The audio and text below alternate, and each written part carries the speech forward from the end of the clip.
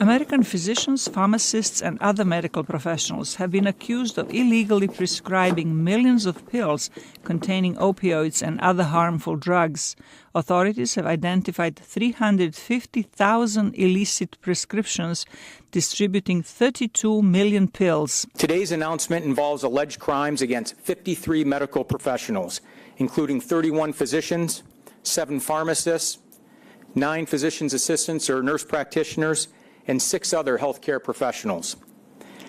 This takedown is the largest of its kind against DEA-registered prescribers. Those charged were not immediately named, but officials said arrests were being made and search warrants were carried out, even as they were announcing the charges Wednesday. If so-called medical professionals behave like drug dealers, the Department of Justice is going to treat them like drug dealers. Almost all of the illegal prescriptions for drugs such as fentanyl and oxycodone were issued in 5 states: Alabama, Kentucky, Ohio, Tennessee, and West Virginia.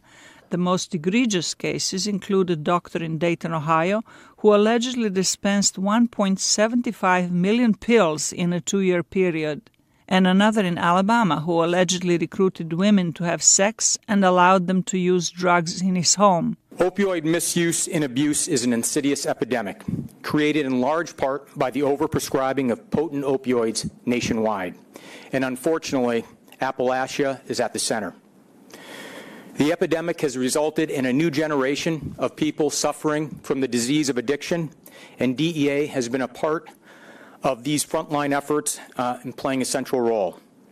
We're using all available means, administrative, civil, and criminal, to ensure that our 1.8 million registrants comply with the law. More than 42,000 Americans died of an opioid overdose in 2016, and the numbers are growing.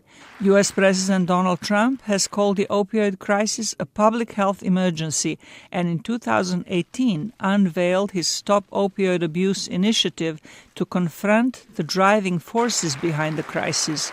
Measures include education on the danger of opioids, cutting down domestic and international supply chains of illegal drugs, and helping addicts to recover.